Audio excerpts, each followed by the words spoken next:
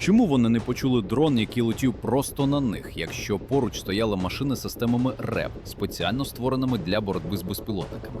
Це питання з'явилося вже після бою, коли відео почали розбирати по кадрах, і відповідь виявилася набагато простішою і страшнішою водночас. На сучасній війні небезпека часто приходить без звуку, без попередження і без часу на реакцію. Ще за однією версією, правда трохи божевільною, з вуст українських бійців жартома пролунала. Може, вони почали глухонімих набирати? Був сміх, але він добавив: пінгвіни вже були, тепер глухих набирають. Я вже нічому не дивуюся. Події цієї історії відбуваються у районі Грайворона, Білгородська область Росії, приблизно за 8 кілометрів від українського кордону. На покинутій фермі, яку російські військові використовували як тимчасову точку зупинки та укриття техніки. З вигляду звичайне подвір'я з господарськими будівлями, кілька автомобілів, люди, що поводяться розслаблено, бо вважають себе в тилу. Але саме це відчуття безпеки і стало головною помилкою. Якщо вам важливі такі реальні історії сучасної війни без зайвого пафосу і вигадок, підтримайте відео лайком. Це допомагає алгоритму показати його тим, хто хоче розуміти, як насправді змінюється війна. І підпишіться на канал, щоб не пропустити наступні розбори реальних подій. За даними, які пізніше обговорювали військові аналітики, підрозділ 105-ї бригади територіальної оборони ЗСУ отримав інформацію про присутність техніки з системами радіоелектронної боротьби, що використовувалися для придушення українських дронів поблизу кордону.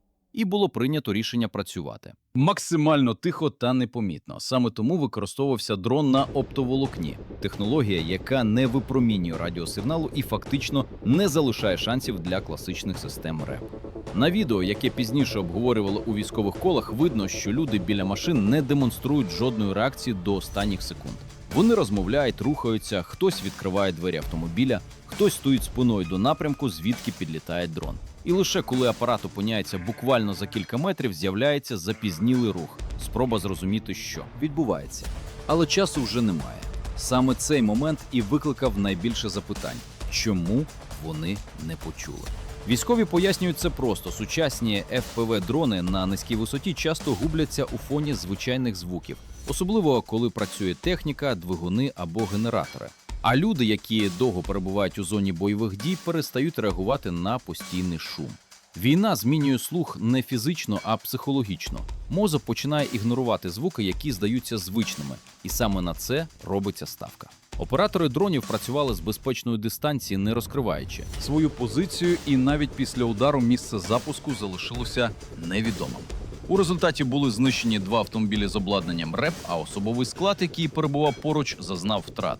Частина загинула, частина отримала поранення. Але ця історія не лише про один епізод, а про те, як технології змінили саму логіку війни, де перевага вже не завжди у броні чи кількості людей, а у тому, хто бачить і чує першим. Після інциденту військові експерти звернули увагу на ще одну деталь, яку часто недооцінюють – відчуття тилу. Район Грайворона вважався відносно безпечним для російських підрозділів, і саме тому дисципліна поступово слабшала. Техніка ставилася відкрито, а спостереження за повітрям фактично не велося.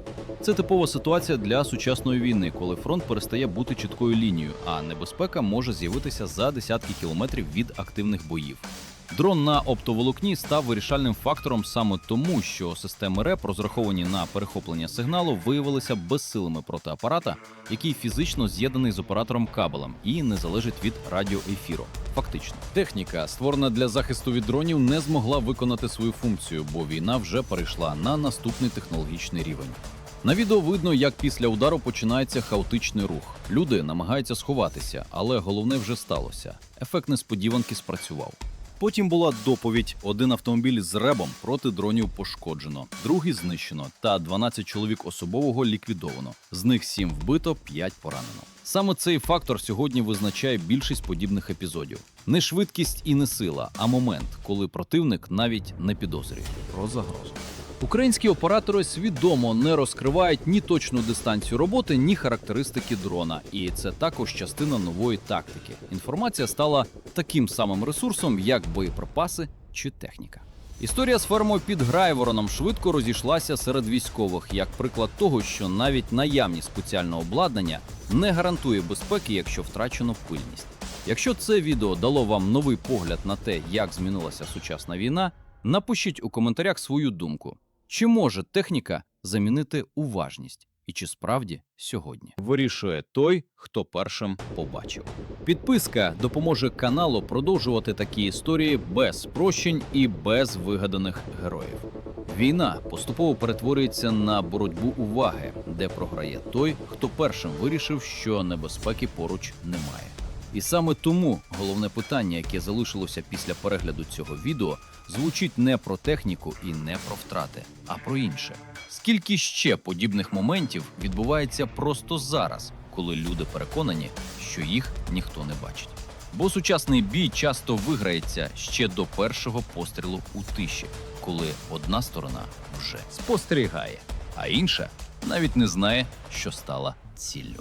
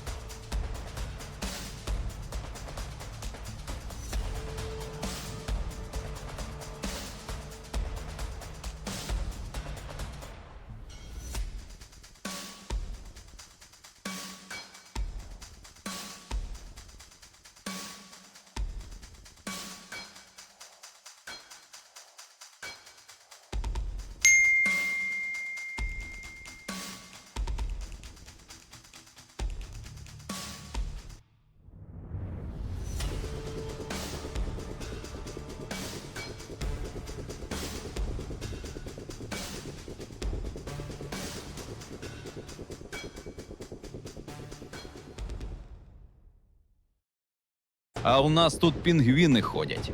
Пролунало між операторами українського дрона під час чергового спостереження на засніженій ділянці фронту. Дрон тримав висоту і повільно сканував місцевість. Погода була ідеальною для роботи. Чисте небо, максимальна видимість, біле поле без укриттів і без тіней. У таких умовах будь-який рух одразу привертає увагу, навіть якщо він здається незначним. У кадрі з'явилася фігура, якій там не мало бути. Вона рухалася повільно, зупинялася, міняла напрямок і знову йшла вперед. Поведінка виглядала неприродно. Це не була тварина і не уламок техніки. Камера наблизила зображення і стало зрозуміло, що в полі зору людина. На ньому був масивний білий балахон із темними плямами. Костюм виглядав дивно і не відповідав стандартним зразкам маскування. Він був надто об'ємним і ламав силует. З певного ракурсу верхня частина спорядження мала виступ, який нагадував голову з дзьобом. Саме через це оператори між собою і назвали ціль пінгвіном. Не для жарту.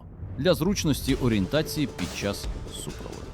Подія відбувалася в зоні відповідальності 120-ї окремої бригади територіальної оборони. Російський військовий намагався використати сніг як прикриття. Його розрахунок був простий. Білий одяг мав злитися з фоном і зменшити помітність. Але сучасна війна давно не обмежується тим, що бачить око з землі. Дрон фіксує не колір, він фіксує рух і поведінку. Камені не зупиняються посеред поля, сніг не змінює напрямок. А людина змушена це робити постійно. Саме ці дрібні рухи і видали окупанта. Оператори одразу взяли ціль на супровід, без поспіху, без метушні. полювання почалося. Пінгвін кілька разів міняв маршрут, намагався йти повільно, замирав і присідав. Він, очевидно, розумів, що відкрита місцевість не залишає шансів, але сподівався на маскування. Ідеальна погода працювала проти нього. Відсутність укриттів позбавляла будь-якої можливості зникнути з поля зору. Інформацію передали далі по ланцюжку. Ситуацію оцінили. Рішення готувалося без поспіху, але й без зволікань. Ціль залишалася під постійним контролем з повітря. Кожен її крок фіксувався камерою. Цей епізод уже тоді був показовим. Противник продовжував експериментувати маскуванням. Нестандартні костюми, дивні накидки, спроби обдурити оптику. Частина таких ідей виглядає абсурдно, але кожна з них – реальна спроба адаптації до війни дронів. Полювання тривало. Пінгвін рухався далі по відкритому полю, не знаючи, що за ним давно спостерігають зверху і що фінал уже визначений. Контроль з повітря не переривався жодної миті. Ціль залишалася в полі зору українських операторів. Відкрита місцевість і ідеальна видимість давали повну картину того, що відбувається на землі. Російський військовий продовжував рухатися, намагаючись зберігати повільний темп і мінімізувати різкі рухи. Але саме така поведінка лише підтверджувала, що в кадрі жива ціль. Після оцінки обстановки було прийнято рішення про ураження. Для цього задіяли FPV-дрон. Це був робочий інструмент, а не імпровізація. Запуск відбувався без поспіху з урахуванням усіх факторів. Відкрите поле, відсутність перешкод, чітке розуміння маршруту. ФПВ піднявся в повітря і швидко набрав швидкість. Оператор тримав курс, орієнтуючись на картинку з камери. Ціль залишалася добре помітною на фоні снігу.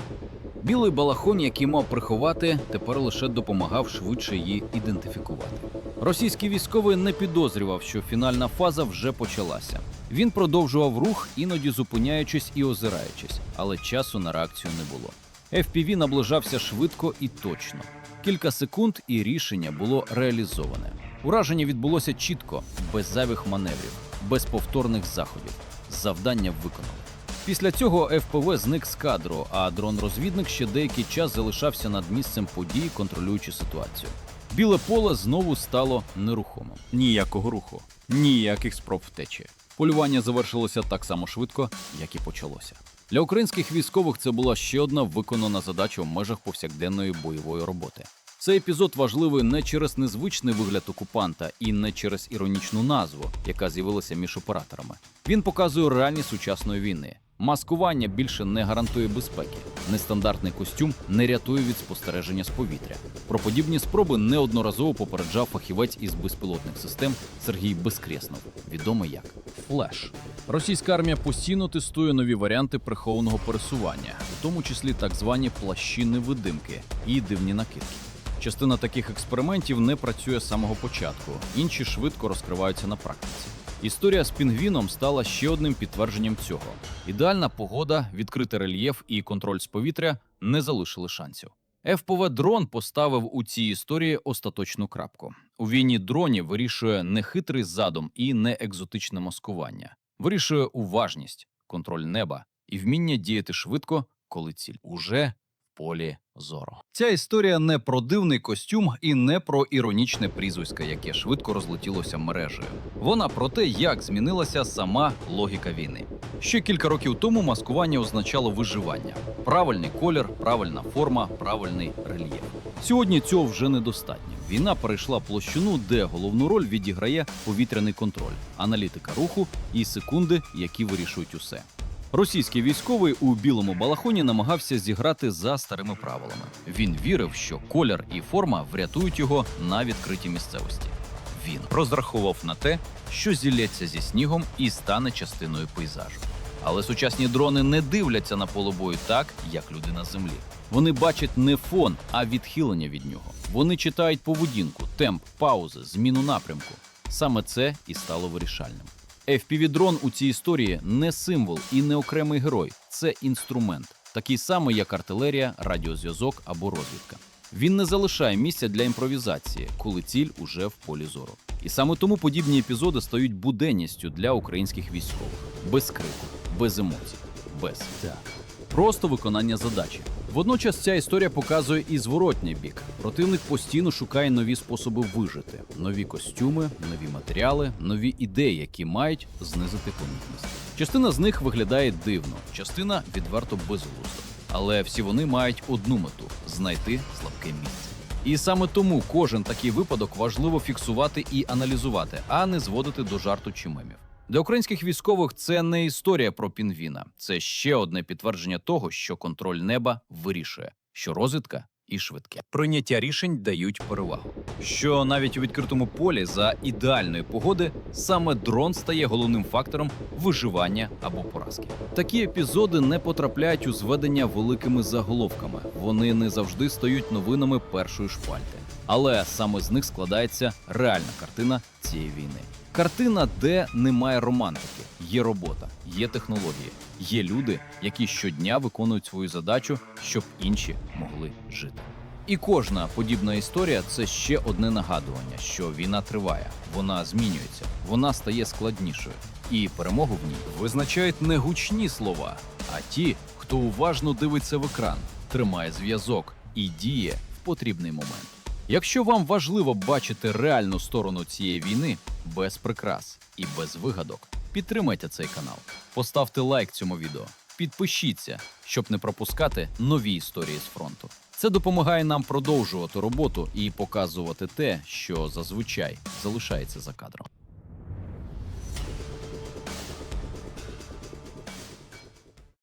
Ці унікальні кадри, зняті з двох різних ракурсів, показують те, що зазвичай залишається за лаштунками звітів. Ніч. Важкий гексакоптер «Вампір», справжній нічний жах окупантів, заходить на ціль. Робота вампіра, якого вороги справедливо прозвали Бабою Ягою, сама по собі є видовищною. На підвісі потужна протитанкова міна. Перший захід на ворожий бліндаж.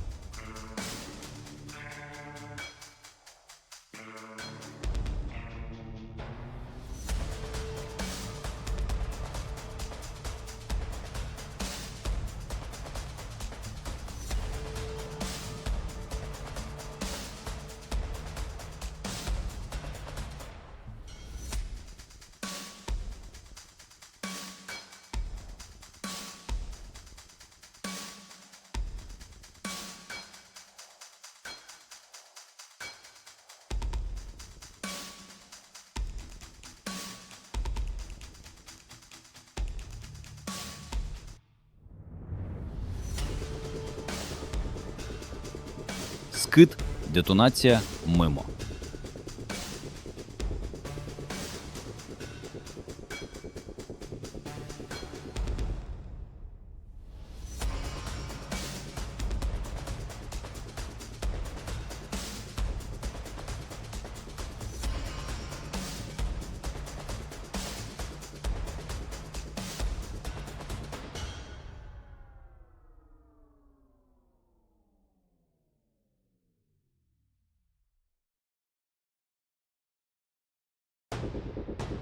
Другий захід.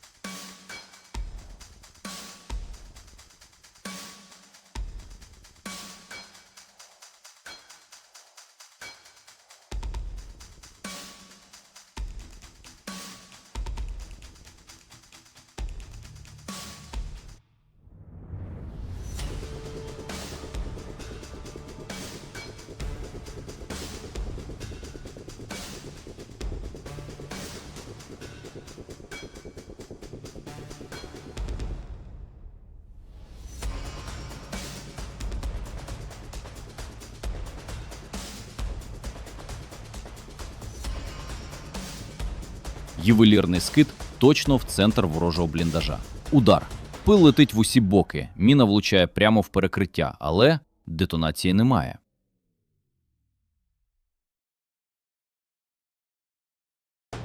Дев'ять кілограмів тротилу просто застрягли в даху ворожого укриття, ставши німим докором техніці. У цей момент серце в кожного, хто бачить це через камеру дрона-розвідника, стискається. Чому вона не спрацювала? Бракований підривник чи занадто м'яке влучання в гілки посадки? Це запитання я хочу поставити саме вам. Друзі, напишіть зараз у коментарях, яка була ваша перша реакція на таку усічку? Злість, розчарування чи віра в те, що наші хлопці щось придумають? Поки ви пишете свої версії, ми розберемося, як ця невдача перетворилася на одну з найбільш видовищних операцій. Ситуація патова. Вампір – машина велика, дорога і гучна. Він уже виконав свою роботу, але результат нульовий. Міна лежить на бліндажі, орки всередині. Напевно, вже святкують свій другий день народження, думаючи, що боги війни сьогодні на їхньому боці.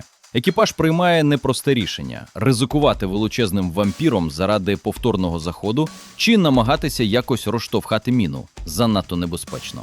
Ворог уже прийшов до тями, починає працювати реп і стрілецька зброя. Тому борти розвертаються і йдуть на базу. Здавалося б, на цьому історія мала закінчитися. Окупанти розслабилися, міна стала частиною їхнього інтер'єру. Але в пілотів уже народився новий план. Навіщо ганяти важкий бомбер, якщо можна задіяти хірургічний інструмент? Вирішено відправити малий дрон з однією єдиною гранатою F1 на борту. Завдання майже неможливе. З висоти від 20 до 30 метрів в умовах посадки, де заважає кожна гілочка, влучити маленькою F-кою прямо в застряглу міну, щоб викликати детонацію. Це як влучити в копійку, стоячи на даху хмарочоса під час вітру. Ви зараз, звісно, подумали, а чому не відправити туди FPV-дрон на хорошій оптиці? Він би точно влучив. Відповідь проста і по-армійському прагматична. Навіть у таких критичних ситуаціях наші бійці думають про доцільність та ефективність використання ресурсів. Сучасний FPV-дрон на оптиці коштує $1000, а звичайна граната F1 – це буквально копійки проти такої техніки. Навіщо витрачати дорогий дрон камікадзе, якщо можна використати звичайний малий коптер-скід? Це і є вищий пілотаж. Знищити ворога максимально дешево, але максимально ефективно. Поки пілоти готують малюка до вильоту, давайте послухаємо тих, хто прийшов взяти наші землі за 2-3 дні. Никогда не идите на СВО. Вы попадете в жопу. Сколько народу мы потеряли, это просто из своего взвода практически больше нет. Маленько не дошел до точки. Ранили шею. Хочу выбраться, но темно уже. Спички не дают. Буду пытаться завтра утром выбираться. Не знаю. Может, последнее, что я записываю. Сейчас вот один, люди бегают. Побежали двое, вытащить не могут. Идем, проблема. Не носилок, ни хуй. Знает где бы. Ноги, подорвался. Одной ноги нету. Вторая переломанная нога. Так. В группе один выбрался. Сейчас буду откатываться, это пиздец. Не идите вы сюда и все. Вас здесь заебашит. Ви чули це скиглення? Вони думали, що 3 дні, а ні.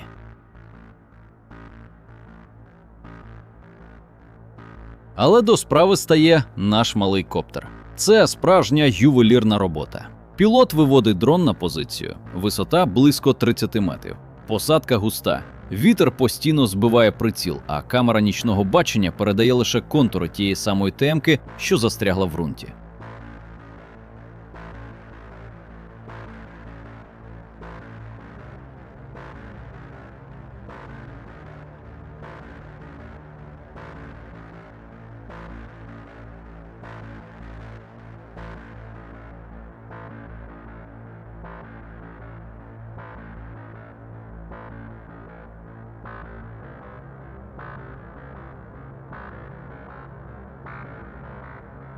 Оператор ловить момент ідеального штилю. Скид. Граната F1 відділяється від дрона і летить вниз. Секунди польоту здаються вічністю. Вона проходить крізь гілля і падає точно на корпус міни. Вибух гранати стає іскрою в бочці з порохом. Миттєва детонація 9 кілограмів тротилу. Бліндаж окупантів просто розриває на шматки зсередини. Те, що ви бачите на кадрах, це не просто вибух. Це повне знищення. Земля, колоди та залишки окупантів злітають у повітря на десятки метрів. Це і є справжня майстерність. Коли техніка підводить, на допомогу приходить українська кмітливість. Малий дрон завершив справу, яку почав великий вампір, і зробив це максимально ефектно. Це доказ того, що для наших пілотів немає неможливих цілей. Якщо окупант заліз у нашу землю, він там і залишиться. І ніякі осічки його не врятують. Якщо вас вразила ця точність і витримка наших хлопців, поставте лайк цьому відео. Це найменше, чим ми можемо подякувати пілотам за їхню важку і небезпечну працю. Не забудьте підписатися на канал і залишити коментар. Напишіть, як ви вважаєте, це пілот такий крутий, чи оркам просто була прописана така доля? Ваші коментарі допомагають просувати правду про війну в тренди Ютуба. Тисніть на дзвіночок, щоб не пропустити нові розбори та ексклюзивні кадри з передової. Дякуємо, що ви з нами. Разом переможемо. Слава Україні! Дивіться уважно на ці кадри. Це те, що я бачу в моніторі керування щодня, але цей випадок особливий за своїм цинізмом. У мене в перехресті російський пікап, який намагається втекти від моєї пташки. Водій тисне на газ, а в багажнику забився їхній медик. Але не шукайте там героїзму чи спроб врятувати життя. Те, що ви зараз побачите, це чиста дистильована суть їхньої армії. Прямо на ходу цей персонаж починає виштовхувати тіла загиблих окупантів із машини. Один пішов, другий. Тіла летять у багнюку під колеса, якщо ще буде їхати машина. Невідомість. Ви скажете, він намагався полегшити машину, щоб поїхати швидше? Не будьте наївними. Я оператор, і я знаю, 200 кілограмів для цього корита не грають жодної ролі. Це не додасть швидкості, не врятує двигун і не допоможе відірватися. Тоді навіщо? Чому замість евакуації цей медик працює як сміттєприбиральник, звільняючи простір від біологічного сміття? Сьогодні ми розберемо цей момент істини без жодної краплі жалю. Ви побачите, як їхнє гасло «своїх не кидаємо» перетворюється на «викидай труп, бо він заважає мені сидіти». Як тільки. В небі з'являється український дрон. Чому їхній державі вигідно, щоб ці тіла згнили в кущах, а не доїхали до моргу? Підпишіться на канал і ставте лайк, бо тут ми показуємо окупантів такими, якими вони є насправді. Без прикрас і без цензури. Те, що зафіксовано на відео, це не паніка, це оголений нерв усієї російської системи, де людина має цінність лише доти, доки вона здатна натискати на гачок. Як тільки вона затихає, вона стає баластом. Російська пропаганда роками годувала світ казками про воїнське братерство, але мій дрон – найкращий детектор брехні. Як тільки виникає загроза власному життю, вся ця патріотична мішура злітає швидше, ніж ці тіла з багажника. Для цього медика ті, хто ще вчора хропів з ним в одному бліндажі, перестали бути людьми в ту саму секунду, як він почув дзищання пропелерів. Вони стали незручним вантажем. Це чистий тваринний інстинкт щура. Позбутися всього, що нагадує про смерть, яка нас доганяє. Він викидає їх ногою не тому, що пікап не тягне. Він викидає їх, бо мертвий окупант для нього – це вже не побратим. Це зайвий предмет, який заважає. Йому зручніше моститися в кутку, щоб сховатися від мого удару. Це і є справжня ціна їхнього братерства. 0. Медик не просить водія пригальмувати, щоб хоча б якось покласти тіла на узбіччі. Ні, він просто працює підошвою, виштовхуючи їх у бруд. Це не одиничний випадок переляканого дурня. Це філософія, яка просякла всю їхню ієрархію. Коли стає страшно, свої стають першими кандидатами на виліт. Вони бояться української сталі значно більше, ніж сорому за те, що залишають своїх дохнути і гнити без імені й могили. Ця сцена – це вирок усій. Ідея їхньої армії, де солдат – це одноразовий стаканчик. Попив – викинув. Використав – штовхнув ногою з машини. Немає жодного жалю до тих, хто зараз летить головою в каміння, бо вони самі обрали цей шлях і цю систему, де їх вважають за непотріб. Ми часто чуємо про їхню велич, але мої камери фіксують інше. Як вони проходять повз поранених, як вони кидають своїх у палаючих танках. І ось тепер, як вони буквально очищають машину від трупів, щоб просто почуватися легше під час втечі. Це не деградація, це їхній природний стан. Якщо в українській армії за кожним побратимом йдуть у саме пекло, то тут ми бачимо зворотний процес – еволюція в бік паразита. Паразит у багажнику не думає про чесність чи обов'язок. Він думає про те, що ці тіла нібито притягують вогонь. Хоча насправді вогонь притягує сам факт того, що вони приперлися на нашу землю. І цей страх настільки сильний, що він випалює в них будь-які залишки людської подоби. Вони тікають від дрона, але насправді вони тікають від власної нікчемності. Кожен такий випадок – це свідчення того, що ніякого братерства там ніколи не було. Був лише спільний інтерес мародерів, який миттєво зникає перед обличчям смерті. Але не думайте, що цей медик просто злякався. Його дії – це частина набагато масштабнішої та цинічнішої гри. Ви думаєте, за це його покарають? Навпаки, його ще й похвалять за збереження дефіцитної техніки. Чому російському командуванню вигідна така утилізація прямо на ходу? Чому викинути тіло на дорозі – це мрія для їхньої бухгалтерії? Далі ми розберемо жорстку економіку зниклих безвісті і те, як на цих тілах, що зараз летять у кювет, заробляється. Мільярди рублів для кремлівських генералів. Ви зрозумієте, що цей удар ногою – це не просто втеча, це бізнес-рішення. Тепер давайте відсунемо емоції у бік і подивимося на те, що відбувається в цьому багажнику з точки зору їхньої холодної та цинічної системи. Ви думаєте, цей медик просто загнаний щур, який збожеволів від страху перед моїм дроном? Можливо. Але він щур, який ідеально вишколений своєю державою. Він знає головне правило російської армії. Мертвий солдат – це збиток, а зниклий солдат – це чистий прибуток. Те, що ви бачите на екрані, коли тіла летять у придорожню багнюку, це не просто втеча. Це акт масового списання боргів перед власним населенням. Цей удар ногою по застиглому обличчю вчорашнього брата – це фінансове рішення, яке схвалить будь-який російський генерал. Це не випадковість, це система. Кожен окупант, який заходить на нашу землю, має розуміти – він для своєї країни не герой, він від'ємний актив. Його цінність закінчується рівно там, де закінчується його здатність тримати позицію. Далі він стає непотребом, який заважає машині їхати швидше. Це армія, де повага до загиблого відсутня як явище, бо повага заважає економити. Вони кидають своїх у підвалах, вони залишають їх у підбитих БМП, вони розкидають їх уздовж доріг, щоб не витрачати час на завантаження. Це армія мародерів, які мародерять навіть пам'ять про власних бійців. Цей медик, який зараз забився в кут багажника після того, як очистив його від тіл, він і є справжній символ сучасної Росії. Цинічний, переляканий, готовий переступити через будь-кого, аби вижити ще 5 хвилин. Він не думає про те, що завтра так само викинуть його. Він впевнений, що він хитріший. Але мій об'єктив бачить усе. Ми фіксуємо кожне таке скидання баласту, щоб потім жодна російська мати не могла сказати «ми не знали». Вони знали. Вони створили цю систему, де їхні діти – це просто сміття, якого позбуваються на ходу, щоб не перевантажувати підвіску пікапа. Ці кадри, які я записую на свій пульт, це найкраща агітація проти війни в Росії. Якщо ви там, за кордоном, ще думаєте, що йдете за великою родину, подивіться на цей багажник. Подивіться на ці тіла, що летять у багнюку. Вас не будуть рятувати, вас не будуть оплакувати, вас просто утилізують на швидкості 80 км на годину, щоб медику було зручніше триматися за борт.